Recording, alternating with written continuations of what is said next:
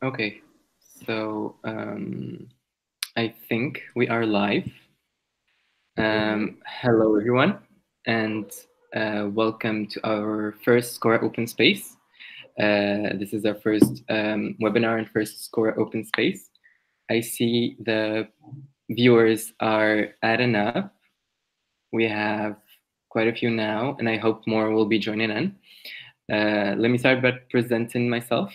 I'm Wael. I'm the program coordinator for maternal health and access safe abortion. With me are two gorgeous women. If you would like to present yourself. Hi, everyone. My name is Tadala Ulemu. I'm from Malawi. I'm the SCORA Regional Assistant for Africa. And hi, everyone. I'm Steph. I'm from AMSA Australia, and I'm the Regional Assistant for Asia Pacific. Thank you so much. So the topic that we picked for our first SCORA Open Space is maternal mortality and specifically more perspective from Africa and Asia Pacific. We will know later on why we picked these two regions, and I hope you will learn more about maternal mortality as a problem worldwide and specifically in these two regions. Before we start, let me just say that we will now share a link in the chat section of the YouTube YouTube page on which you can ask all your questions. We have already shared this link on the Facebook group of SCORA. And if you have any questions, please don't hesitate to write them there, and we will be answering them during the OLM or later on. This webinar is also supposed to be interactive, so we will be asking questions, so on and so forth. There will be some delay, as per usual, with the YouTube online, like live videos, but we will try to make use of all your questions on time. And with that, I will pass it on to Stephanie to start this off. Great. So I'll tell you a bit more about what we'll be talking about today. So firstly, we're going to talk about maternal mortality statistics for the globe, for Africa, and for Asia Pacific. We're going to have a look at the Sustainable Development Goals, the Millennium Development Goals, and maternal mortality. We'll have a look at covering the causes of why women die, maternal deaths, why is this happening? And we'll look at the 3 obstetric delays, which contribute a lot to preventable maternal mortality. And then we'll cover the standard of care during labour and delivery. And finally, we'll talk about how we can prevent maternal mortality and morbidity. Okay, so we'll go on to talking about maternal mortality in the regions that we've chosen. But first, we'll have a look at the global picture of maternal mortality. Around every day, 830 women die due to pregnancy or childbirth directly. We know that 99% of these deaths are preventable and that they're occurring in low and middle income countries. So these deaths aren't occurring equally across the world. They're occurring in concentrated areas where the burdens of disease are much higher. And because of this, we know that 99% of all those deaths that are occurring are actually preventable with best practice care and streamlined services. So the regions that have the highest maternal mortality are in sub-Saharan Africa, Asia, and Oceania, which is why we've chosen to talk about maternal mortality from these regional perspectives today, because they share such a high burden of disease for this problem.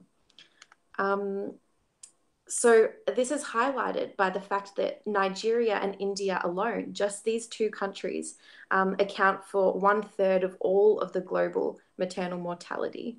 And as well as areas, as well as low and middle income countries, we also see an increase in maternal mortality occurring in countries that are experiencing conflict or other internally unstable environments. And this is in line with other data that shows that there are other measurable health outcomes that decrease at times of conflict and instability. So that's not entirely an unexpected phenomenon. But before we go deeper into some numbers, I thought I'd talk about how we actually measure maternal mortality. So and it seems like that's an easy thing to measure maternal mortality, but there are actually some quite significant global challenges when it comes to this, because you need to know about the pregnancy status of a woman who has died, whether she was pregnant or not. You need to know the time of the death, if it occurred during the pregnancy itself, during delivery or after delivery. And you also need to know the cause of death, because not all deaths occurring during pregnancy are maternal deaths. If you have a car crash while you're pregnant, this would not be included as a maternal death because being pregnant did not contribute to the cause of your death. So there are some statistical challenges when it comes to measuring maternal mortality, and in some areas the rates are they could be less accurate and have like higher confidence intervals than in other areas.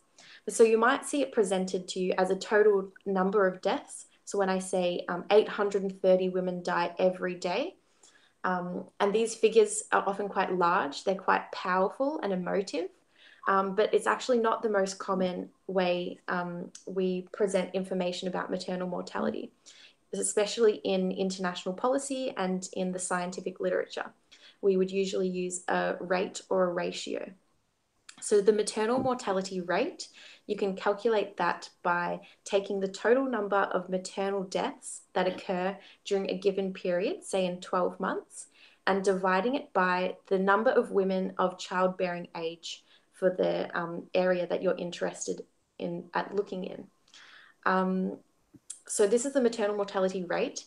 It doesn't just give us the rate of maternal deaths. It also gives us the rate of women becoming pregnant, because, of course, not all women of childbearing age ever become pregnant.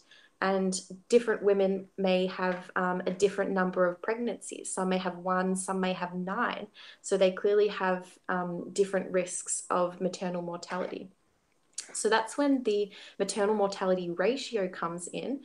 And this is calculated by taking the number of maternal deaths that, again, occur in a given time period and dividing it by the total number of live births occurring in that same time period. And then you get a ratio. And you can use that ratio to work out the number of deaths that occur for every 100,000 live births. And so the strength of this measurement is that it's attempting to show us the risk of death for women who are becoming pregnant. So it's not like a lifetime risk, it's a risk of death like per pregnancy. But what you might notice is that we use live births to measure this, but not all pregnancies result in a live birth. So I'm interested to hear about why you guys think this might be. Like, why do we use live births as the denominator? Is it the best one that we could use? Why do we use it? And does it have any limitations for the accuracy or the strength of our statistical data when we talk about maternal mortality? So you can talk about that in the chat section. Just write your perspectives in there as we go along. So now that I've given you an overview of like how we actually calculate maternal mortality, we can look at the numbers for the different regions. So Asia Pacific, there are 85,000 maternal deaths occurring per year, as was measured in 2015. And this accounts for 127 deaths per 100,000 live births. That's our maternal mortality ratio. But what's interesting about this is that 92% of all of those deaths are occurring in only 12 countries in the Asia-Pacific region. And those countries are Afghanistan, Bangladesh, Cambodia, India, Indonesia, Laos, Myanmar, Nepal, Pakistan, Papua New Guinea, the Philippines, and Timor-Leste.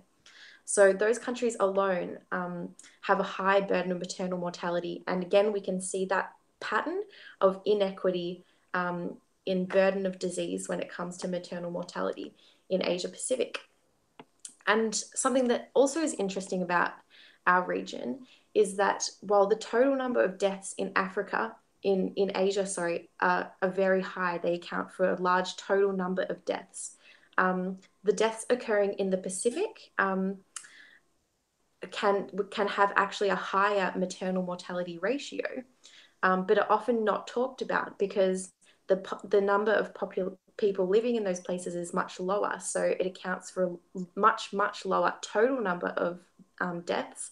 But actually a woman's risk of dying in some Pacific countries is higher than in some countries in Asia, in which maternal mortality is talked about a lot. And so that's why it's important to use a measurement such as the maternal mortality ratio rather than total number of deaths to truly give a better indicator of risk for each woman living in each country. And so now I'll hand it over to Tadala to talk about the situation in the Africa region. Thank you, Steph. So Africa accounts for 2/3 of maternal deaths worldwide. As of 2015, the maternal mortality ratio was 546 per 100,000 live births. So we can see that the African region has a very high burden when it comes to maternal mortality. The top 5 countries in Africa that have the highest maternal mortality ratio are Sierra Leone, Central African Republic, Chad, Nigeria, and Somalia. And the countries that are doing well, those that have the lowest maternal mortality ratio, are Tunisia, Mauritius, Cape Verde, Egypt, and Libya. So I'll hand over back to you, Thank you. Steph. Mm-hmm. Thank you, Tadala. So we've now talked about some of the statistics from the regions as a whole, and including some individual countries. But it's very useful to know the maternal mortality ratio in your own country, especially for the next section when we'll be talking about how it relates to the global goals. So in order to do this, you can go to this link, which will take you to UNICEF's database of maternal mortality ratios for different countries from 1990 to 2015. So you can see what it currently is, like the latest measurement in most places was in 2015. But you can also see how it's changed over time, and you can see this in relation to the goals that we'll talk about now. So the Millennium Development Goals, the Sustainable Development Goals, and maternal mortality. So one of the 8 Millennium Development Goals was reducing maternal mortality. And they set a very ambitious target. The target was to reduce maternal deaths by 75% from 1990 to 2015, the course of the goals. And only 9 countries in the world actually achieved this. And with the exception of Iran, all of those countries that achieved the goals were from Asia and Asia Pacific and Africa. So while our regions carry a very high burden of disease, we are also making incredible progress in reducing maternal mortality. And there's plenty of opportunities to come, because globally we did not meet the 75% goal. We reduced maternal mortality by 44% globally. which is excellent, but there's a large gap between 44% and 75%. So moving to the Sustainable Development Goals. At the start of the Sustainable Development Goals, the maternal mortality ratio was 216 deaths for every 100,000 live births. And now, by the end of 2030, we are aiming for less than 70 deaths for every 100,000 live births. So that's a big difference. We need to achieve change at 3 times the rate that we did during the Millennium Development Goals to meet our Sustainable Development Goals. And when we look at each individual country, that's our global goal, but each individual country should try to reduce their maternal mortality by 2/3. And no country should have a maternal mortality ratio of more than 140. So this means that there are some countries that need to decrease their maternal mortality by much, much more than 2/3. So the countries with the highest burden of disease have to work the fastest and the hardest in order for the Sustainable Development Goals to be met. So there are a lot of places in Asia Pacific where we have a lot of work to go still. Okay, so we have some questions, I think. Can you jump in? Can you ask me the questions, Wael? Yeah. Okay, so the first question is from Bushra.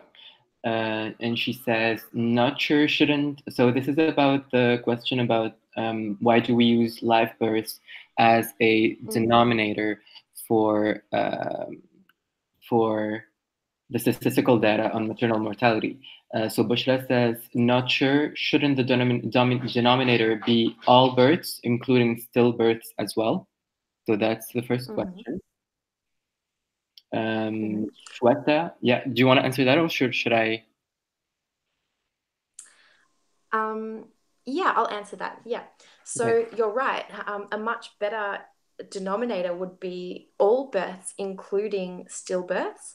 And an even better denominator would be all pregnancies, including the ones that end in abortion and including the ones that end in miscarriage and a preterm birth that is not viable.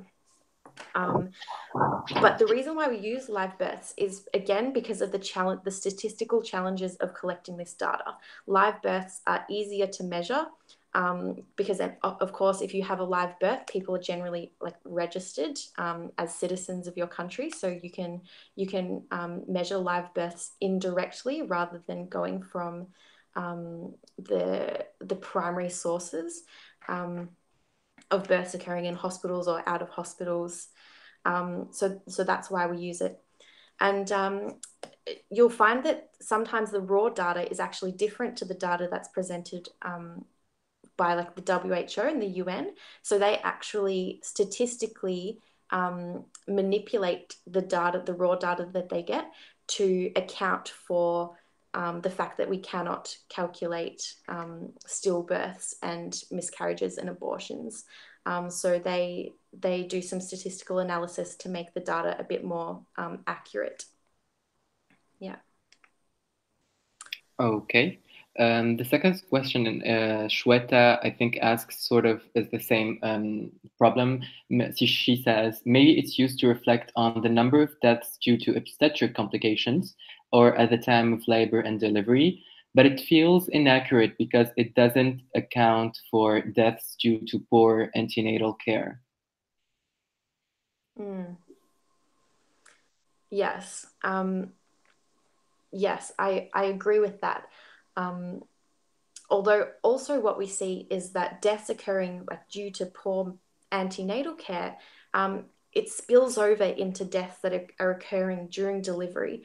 So someone may have had an undiagnosed condition that went on and could have been managed, and that has then caused them to develop eclampsia, which is causing them to die, perhaps at the time during delivery, or perhaps they've had a placenta that is low lying, and because they haven't had any antenatal care, that hasn't been picked up, and they might have a big postpartum hemorrhage due to the location of the placenta. But that wouldn't be recognized at the time of delivery. You'd just think, oh, it's just a postpartum hemorrhage. So the two do definitely go together. And while we'll talk a lot more about obstetric complications as a large cause of maternal mortality, yes, it would be very useful to know what proportion of deaths with more accuracy occurring due to obstetric complications rather than at other times during the pregnancy. And to some extent, we do know this. But yes, it's not exactly reflected in the maternal mortality ratio. Okay, thank you, Stephanie, so much. I hope that has answered your questions for Shweta and Bushra. If you have any more questions, please don't hesitate to ask more. I know you can't see me, I feel like a ghost, but I have to screen share. And now we're gonna go to the next part, which is why do women die? So, but before answering this question, why, let's go ahead and ask ourselves, when do women die? So it's easy to divide the period of the pregnancy to three main periods, which are during pregnancy, including the childbirth, postpartum, and before pregnancy. So it's also good to keep in mind that a lot of women already have either chronic diseases or other illnesses before pregnancy. So my question for you is, and go ahead answer in the comments, which period do you think is most related to maternal mortality? Is it before pregnancy, during pregnancy, childbirth, or postpartum? We will be, you'll have the answer by the end of this section. The second question is where. So as you see here, this is our normal map. It's the Mercator projection that everyone knows. But what I'm about to show you is the same map, but in not in order of surface, but in maternal mortality rate. So this is what it looks like if we change the map according to the maternal mortality. So what we see here is we clearly see where motherhood is less safe. The map shows that most of these maternal deaths happen in Southern Asia and in the African territories. You see how big these countries are. And the fewest maternal deaths happen in Western Europe and Japan. And you can see how these countries are shrunken down to small lines. The deaths of women from pregnancy and childbirth, actually 99% of them happen in developing countries. This map, this is the most recent map I could find. I couldn't find another map. This dates back to 2000, but it hasn't changed since then. The two main regions that are affected by maternal mortality are still the African regions, Central, Southern, Eastern, and Northern Africa, and Southern Eastern Asia.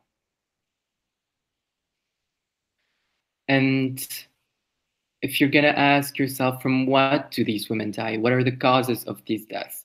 The major complications that account for nearly 75% of all maternal deaths, as you see on this disc here, first of all, we have severe bleeding coming at first place with 31% of the maternal mortality causes. The second is sepsis, and it's usually after childbirth. And the third is hypertensive disorder, mainly preeclampsia or eclampsia. Other causes come from delivery, such as obstructed labor, or unsafe abortion, which comes at 5%. Of course, the remainder of the causes are caused by or associated with diseases such as malaria and AIDS during pregnancy. So what about PPH? PPH is, as soon as I started at least my gynecology rotation, it was the biggest scare that every senior doctor would be telling us about. You have to know about PPH. PPH stands for postpartum hemorrhage, and it is commonly defined as a blood loss of 500 milliliters or more within 24 hours after birth. And severe PPH is defined by blood loss of more than 1,000 or more than 1 liter. Now, these numbers are difficult in practice to measure, and accurately quantifying blood loss is difficult in most clinical or home settings. More than this, many severely anemic women cannot tolerate even 500 milliliters of blood loss. So that's the definition of postpartum hemorrhage. What causes postpartum hemorrhage? It's very easy to keep in mind. We call them the 4 T's. So tone, trauma, tissue, and thrombin. I'm going to go very quickly and explain each one of them. And I'd like you to guess which one is the first cause of postpartum hemorrhage. Starting with tone. So, which means that the uterus loses its tone. So normally the uterus, after the childbirth, it will contract and close off the blood vessels. Sometimes the blood vessels will stay open, and the woman keeps on losing blood. The second is trauma. So trauma, for example, from the incision of a cesarean, or from episiotomy if the baby can't come out or is suffocating. They will do an episiotomy, which is an incision into the vaginal wall, or maybe from medical instruments like forceps or vacuum extraction. Tissue refers to when the placenta doesn't come out and stays inside, preventing the uterus from clipping those blood vessels that we were talking about. And finally, thrombin, it can be caused by a predisposed problem or like a blood clotting condition. So which one of these do you think, guys, is the most common cause of PPH? Don't forget to leave your comments, and we will answer that in a few minutes. Why are we talking about postpartum hemorrhage, you would ask, and not any other cause of maternal mortality? Well, that's because it is the #1 cause of maternal mortality worldwide, and especially in low-income countries. It is accounted for more than 1/4 of all maternal deaths globally. It is a very big problem that is a worldwide problem for maternal mortality, especially in low-income countries that we just talked about, especially in Africa and Asia Pacific. So can it be prevented? As I can't stress enough that it is first an obstetric emergency, and we have to maintain adequate circulating volume as soon as we diagnose a woman with postpartum hemorrhage. So most deaths resulting from postpartum hemorrhage occur during the first 24 hours after birth. The majority of these could be avoided, although PPH is preventable and treatable. It requires rapid care to prevent life-threatening consequences, and nearly half of all postpartum deaths are due to immediate postpartum hemorrhage. A woman may die from hemorrhage in as little as 2 hours of onset if she does not receive proper treatment.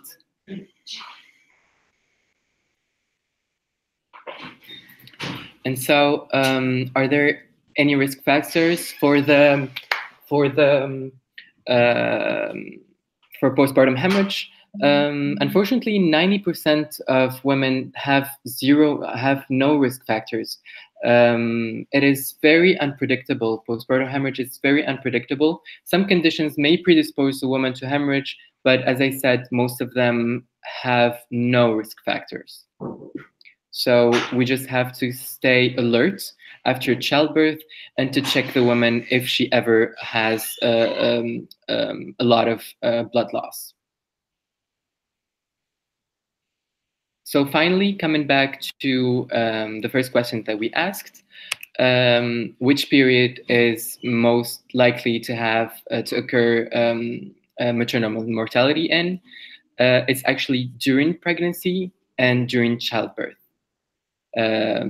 Postpartum also can happen and before pregnancy, but most maternal mortality rates happen during childbirth or during pregnancy. Again, as with postpartum hemorrhage, most of the complications are preventable and treatable, and that is the biggest problem. It is postpartum hemorrhage and other complications are deadly, but the good thing is that they are preventable. We just have to act quickly on it. The second question that I asked was, what causes PPH? The answer is, of course, tone. So as I'm going to show you in this 30-minute clip of this video, and again, I'm going to explain it very quickly. So as the child is delivered, the uterus physiologically and normally would contract to cut off those blood vessels, as you see by this animation. Sometimes the uterus might stay enlarged and would not close off on itself. This especially happens during cesarean sections, or when we have like twins or triplets. So the uterus will keep losing blood. The very first thing that doctors would do is to inject oxytocin. Oxytocin will quickly go to the uterus wall and will make the muscle cells, as we see here, contract. By then, the blood vessels will close off.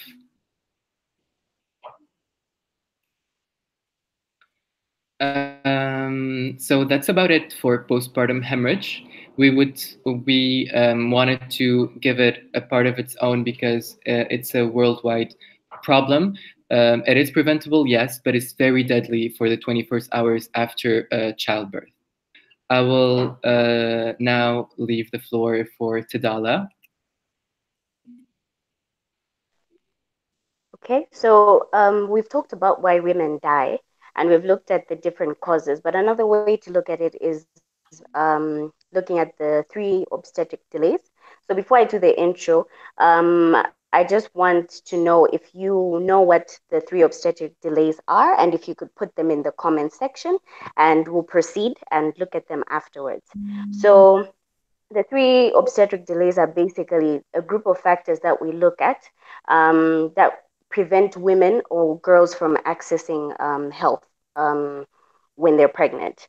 So there are 3 obstetric delays. So there's delay in deciding to seek care, there's delay in reaching the healthcare facility, as well as delay in receiving care. So there are different factors that are there for each of these that may contribute to maternal mortality ratios that we have in the different regions. So we're just going to look at a few factors under all of these. So firstly, delay in deciding to seek care. So this might be due to the low status of women, depending on the regions that they are in. So poverty can predispose women because they're not able to be decision makers in the families. Poor knowledge and understanding of the different complications, as well as when to seek medical help. Some cultural beliefs, for example, a woman might need to ask for permission first before she goes to the hospital, And if the person is not around to give that permission, she has to wait until the person comes. So if she has different risk factors, if she has different risk factors, and she delays to get to the health facility, there may not be much that can be done because there's been a delay in deciding to seek care. Other factors include previous poor experience. So if they've had bad experiences with different health workers in the past, they may be reluctant to go to the hospital, as well as financial implications of being in the hospital. So they're aware that they have to go to the hospital, and this means that the rest of the family is affected. Their guardians who have to be with them at the hospital, meals need to come to the hospital, and they may not have this money, and therefore they may look at it as it's easier for me to stay at home than to go to the hospital because we'll end up spending money, which is not always true, but unfortunately the truth. Um, we also have delay in reaching healthcare facilities. So the distances to healthcare facilities as well as hospitals, whether there's available transport to those areas, and this may be affected by the roads and infrastructure in that area, as well as the geography. So if they need to cross rivers, for example, if they're in a mountainous terrain, as well as financial resources as well, which plays a big role, because if they don't have the financial resources to pay for transportation to the hospital, it means there's a delay in reaching the healthcare facility, and subsequently may lead to death of the mother. And lastly, for the last delay, we have delay in receiving care. So this is now at the healthcare facility. So this could be due to poor facilities at the healthcare facility, or if they don't have adequate medical supplies for whatever the condition the mother might have. If they don't have adequately trained staff. So for example, in Africa, there may not be enough nurses, for example. So they might have the ladies who clean assist in the deliveries, which is not good because they're not trained to do that. But they may improvise because they don't have adequate staff.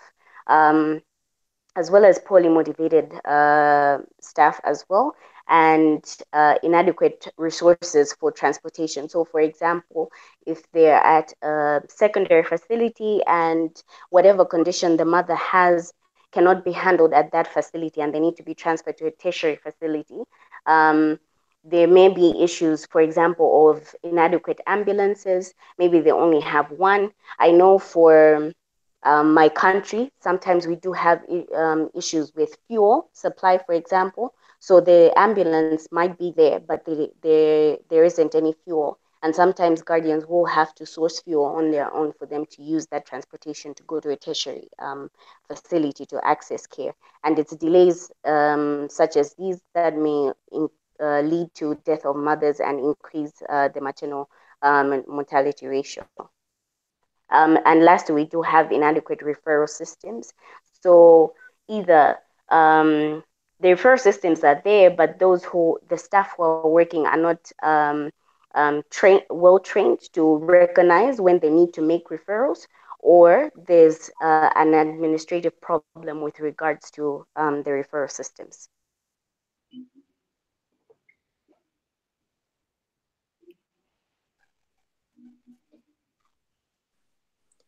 Okay, so thanks for that, Dalila. That leads really well into talking about the actual standards of care during delivery. Because as you were saying, it's not always best practice when you actually get to the hospital itself or get to the facility. So one of IFMSA's main priorities is universal health coverage, and this actually includes universal access to reproductive health services too. Including delivery care. And like many organizations, the IFMSA believes that this is a human right. So having access to these is a fundamental human right. And while we could talk about this topic for a long time, today what I'll cover is skilled birth attendance, emergency care, and dignified and respectful care. So having a look at skilled birth attendants.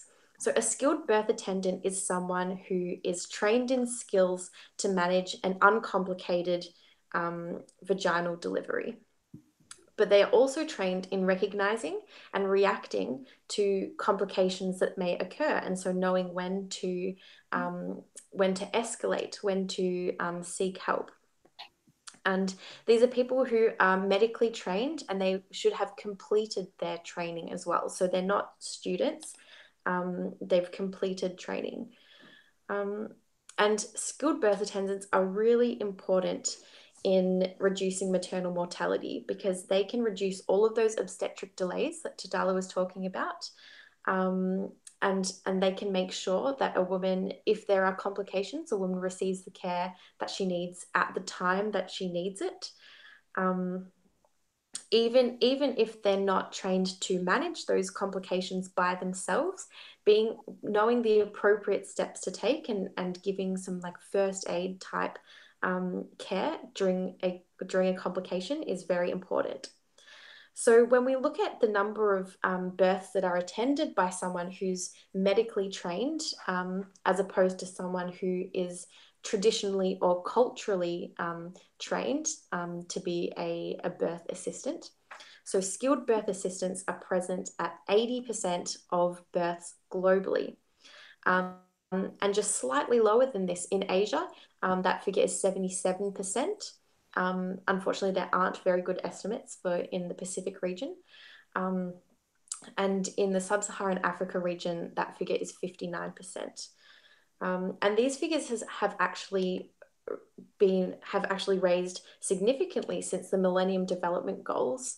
Globally, there was only 60% of births attended by a skilled birth assistant in 1990, or even the start of the 2000s. And so we've made a lot of progress in this area, which is great and has no doubt contributed to decreasing maternal deaths worldwide.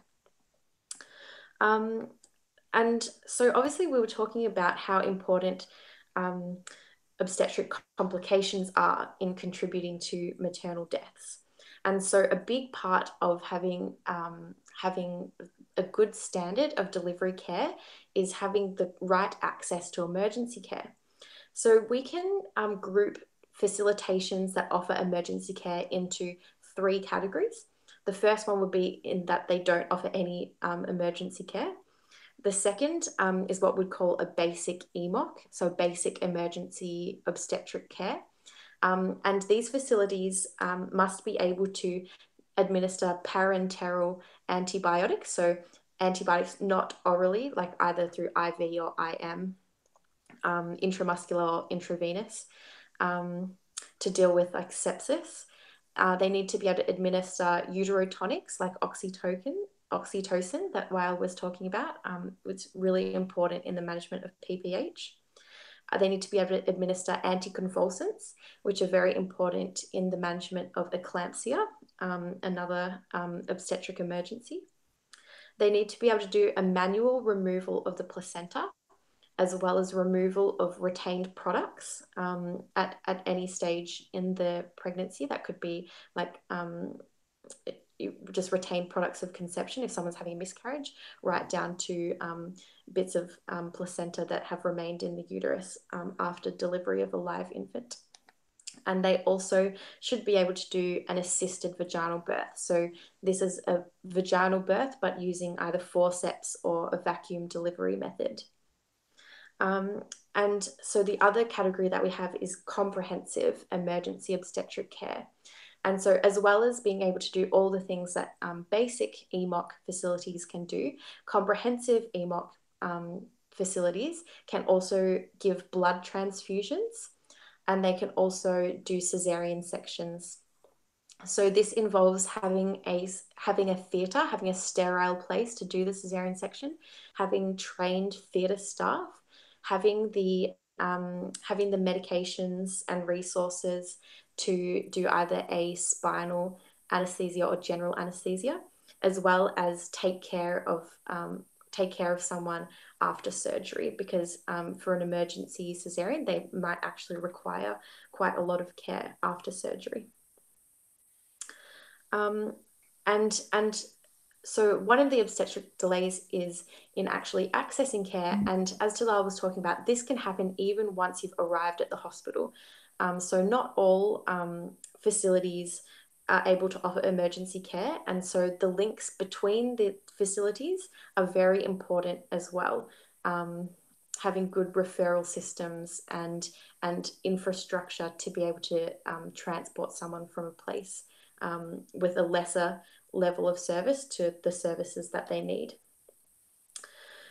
But so this is really important in reducing maternal mortality. But if we're thinking about maternal health more generally and care during delivery, a good birth means more than just the mother and baby being alive at the end of the day.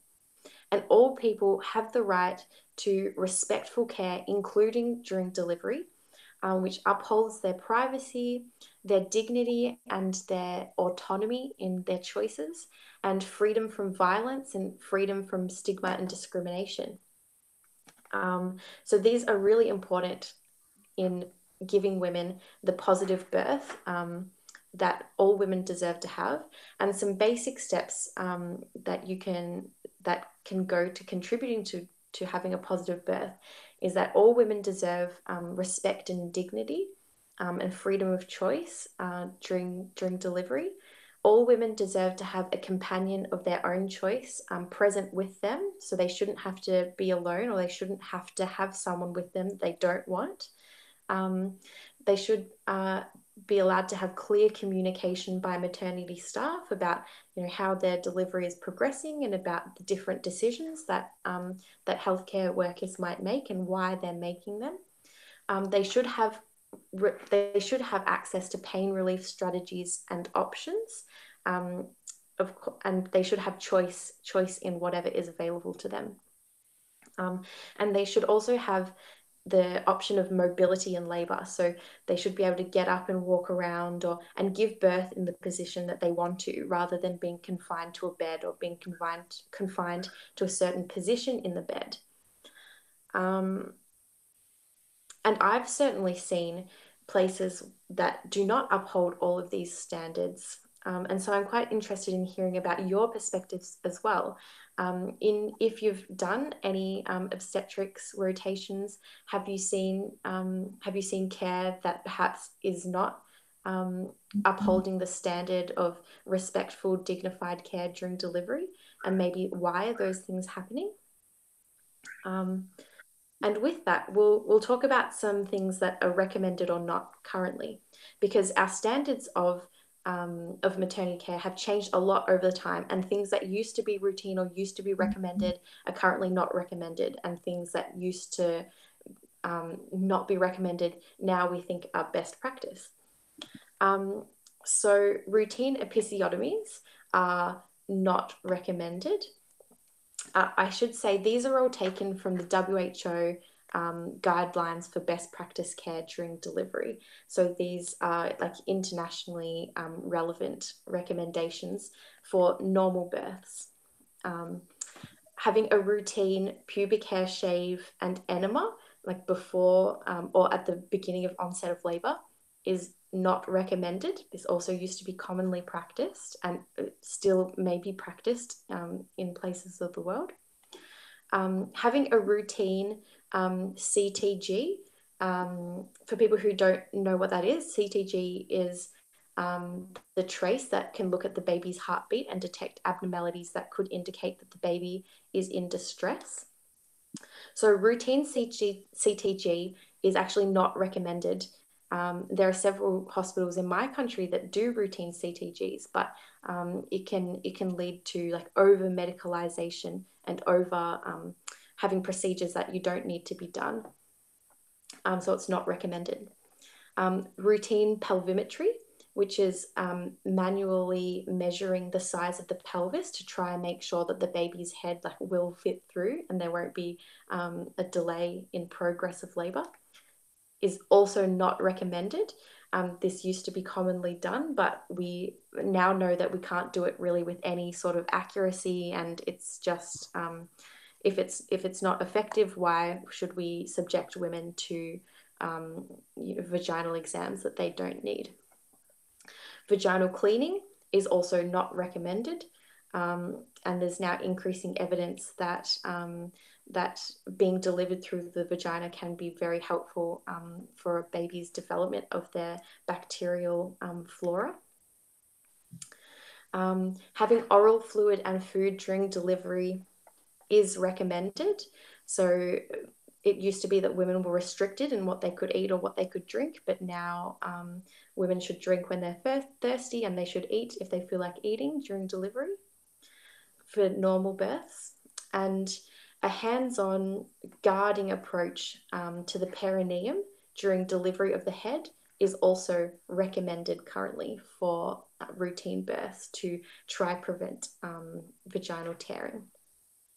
And just like the last question I asked, I'm interested to hear if you have seen these practices either happening when perhaps it's not recommended that they happen, or they haven't been happening when it is recommended, and why this might be occurring, and what we can do to change that as medical students. And so now I'll hand it back over to Dala to talk about how we can prevent maternal mortality and morbidity. Okay, thank you. So we're going to look at prevention of maternal mortality and morbidity, and the way we're going to do this is with regards to the obstetric delays that we talked about. So I would also like to hear from you how you think we can prevent maternal mortality and morbidity. But this is just a brief overview of a few things that we can do with regards to the obstetric delays. So the first one, delay in deciding to seek care, is women empowerment.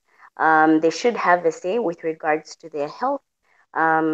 They should be empowered to be able to contribute to the improvement of the financial status of the family, and also to remove dependency. Education is also very important. Both men and women need to be educated on maternal health issues, on possible complications during pregnancy, as well as to dispel any beliefs and myths that may be present that are detrimental to and contribute to the delay in deciding to seek care. For the delay in reaching healthcare facilities is provision of transport services that are suited to the different areas in which women come from. So there are some areas, for example, that may be difficult to reach by car.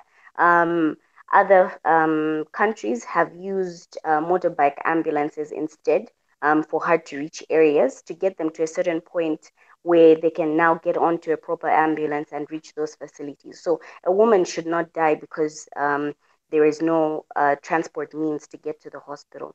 We also need skilled community-based birth attendants that have been trained and are posted to remote areas where they can assist in dealing with complications before they get to the hospital. So some sort of first aid before they receive the actual care, if there's somebody there on the ground. For delay in receiving care, again, we need to ensure that the staff that are treating the women in the healthcare facilities have been adequately trained and are competent enough to treat the women. Women should have access to skilled care before pregnancy, during pregnancy, and after they give birth. So if there are any complications, they're picked up as quickly as possible and dealt with. Also ensuring that there are adequate supplies at the different healthcare facilities, and also ensuring that the staff continues to be motivated and they're able to do their job effectively. So this brings us to the end, but again, like I said, would really like to hear from you about how you think we can improve maternal mortality and the maternal morbidity.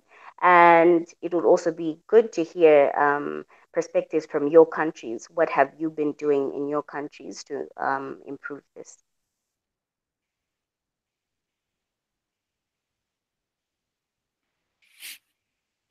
Okay.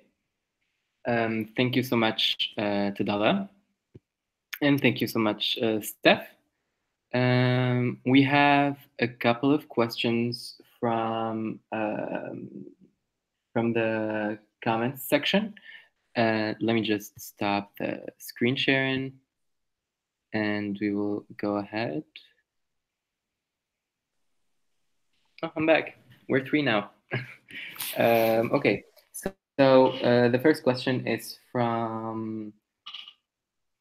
It's kind of hard. I'm really sorry for this person. I'm not going to pronounce it right. So their name is Akosoa. So he says, could you elaborate more on the complications of postpartum hemorrhage? Of course. So it's basically short but very deadly. Postpartum hemorrhage is it's heavy bleeding, as we said. It's either more than 500 milliliters or 1 liter for severe bleeding. And losing a lot of blood quickly and that heavily will cause a severe drop in blood pressure.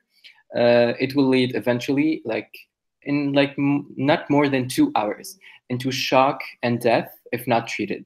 That's why we would like to stress again and again and again on the fact that if you don't treat it and take care of it on that moment, and if you don't know it at that time, that woman will die. So it's not you can delay it. It has to be taken care of at that moment. I hope I have answered your question. Bushra asks, what factors causes maternal mortality during childbirth and during pregnancy? So for this, I'm going to go back to screen sharing very quickly and show you the diagram again. So actually, the main 5 reasons of maternal mortality during childcare are, of course, the first one being postpartum hemorrhage at 31%, sepsis, which actually generally occur during childbirth or after childbirth, and the third being hypertensive disorder, which is eclampsia or preeclampsia. The others, as we said, are related to other infections such as HIV or malaria, or obstructed labor, or unsafe abortion. But the first 3 are severe bleeding, which is postpartum hemorrhage, sepsis, and hypertensive disorder. I hope I have also answered your question. So with that, I don't think we have any more questions. I will check again just one last time. Thank you so much for your interactions and your answers, because that makes it more interactive. I will just read one of the experiences that you guys posted. Let's read Bushra's. So this is about, so we asked, have you witnessed any of the unrecommended measures that Stephanie was talking about? Bushra says, haven't had my gynecology rotation yet, but have heard a lot from my friends about the abuse of episiotomy, and definitely the lack of communication between the healthcare staff and the patient.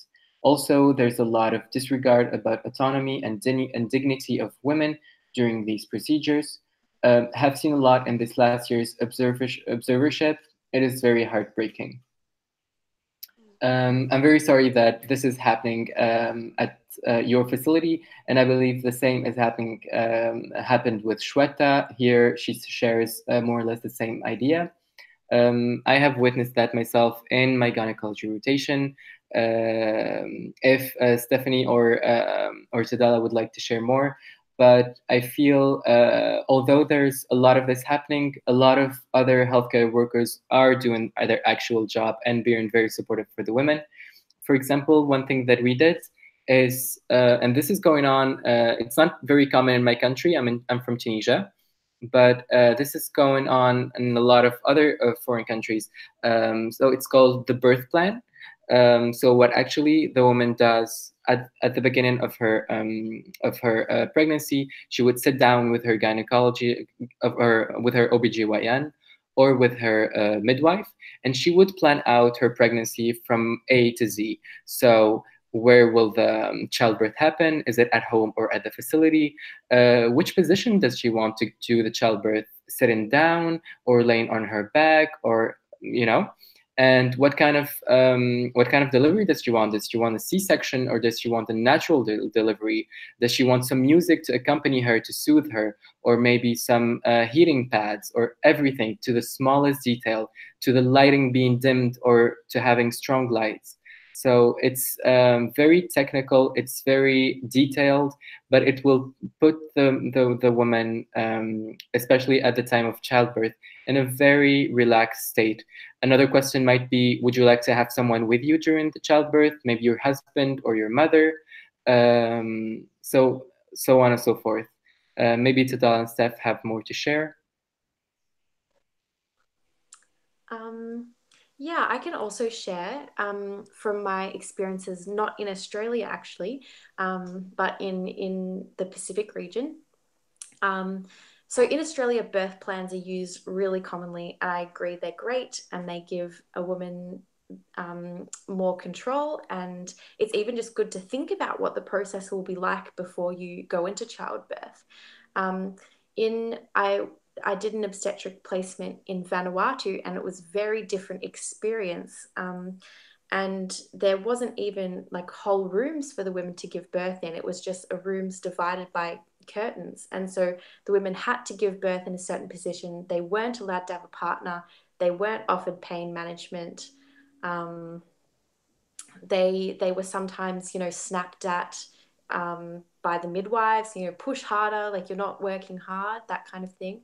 And so I think it's a lot of it is also about just changing culture and increasing the status of women in society and having more respect for patients, and with more patient-centered care, I think this will come to, because in many countries it's still very paternalistic. It's like the doctor knows best and the patient should do what the doctor says. And I think I've seen that especially in obstetrics, even in Australia too. But as we move away from that view and try to involve the patient more in their own care, I think this will change. And I think even having small actions as a medical student, like, like holding the hand of the woman or smiling, or, can I get your glass of water? Those things can make a big difference to a woman at the time. And you can lead by example. Like if more midwives see that happening, then, they'll be more inclined to change their behavior based on that. And the IFMSA has a policy document on obstetric violence and humanized birth. So you can check out the IFMSA's recommendations in that policy as well. Great. I Thank think you. on my end, I would like to agree with some of the things that Steph said. So, for example, most of the facilities here, the government-owned facilities here in my country, will not have the father in the room as the child is being born, and that's simply because of the way that the rooms are set up. So men will not be allowed, because if they do come in, there's another lady right there who's delivering. So it's for her privacy's sake as well. So most of the ladies will not have their spouses with them, but they do have companions. And most of the times, maybe it'll be their mothers or a grandparent or maybe a mother-in-law. But again, that also brings other difficulties. There've been incidences where the companion will snap at the at the at the mother during child delivery, and getting physical as well. Maybe will slap her because she's not pushing hard enough, and she's telling her that the baby is going to die, which is wrong. It should not be done. So it's very difficult in low resource areas, because then you have to strike a balance as to getting things done and getting them done right. And I think we need to continually strive to doing things right. with the little resources that we have.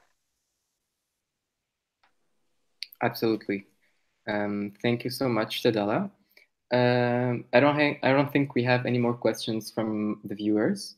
If any of you would like to have a final say, Steph and Tadala, it's been an hour now, and actually we talked about this, Steph, Tadala, and I, that we wouldn't want to keep it that long, so that everyone would be able to watch it and condense it at least the most that we can. So, any final words, Tadala and Steph? No. Firstly, thank you so much for taking time to come to the first ever SCORA Open Space webinar. It's been fun to have you here, and it was great to have lots and lots of interaction and to hear from all of you. The journey doesn't end. There's a lot that we can do as medical students. Even the small things matter. So whether you organize times where you're simply educating women on the different complications that are present, it goes a long way and it will affect somebody. So advocacy, education, and awareness, they're very important. And there's so much more that we can do as medical students. And I hope that this will be helpful in contributing to your journeys and to empower you to be able to go out into your different communities and to make a change with regards to maternal health. Because our goals are very big. When we look at the SDGs and where we want to get to, it needs a lot of efforts from each and everyone. And it's important that we all play a role. So thank you so much for taking time to come to the webinar. It's been great. Yeah, thank you. I couldn't say it better myself than Tadala. That really covers, I think, everything. And we hope to see you at more open spaces in the future. Thank you for joining us. I would like to thank you all again, all of yours, for your interactions, for your questions. You have made this better than we thought. I hope you have learned more and had a broader idea and a broader spectrum on the problems on labor and delivery care in Africa and Asia Pacific, and maybe take the recommendations that Tadala and Steph has laid out at the final part of the webinar and take them to your region, not only to the Asia Pacific region, Africa, and to try to put them into actions. By that, I will also remind you that we will be compiling all the references that we used for this webinar, and we'll be sharing them on the Facebook page so that all the statistics, the questions, the answers, the information, you'll have them with you. And by that, I will leave you guys. So till next time. Bye.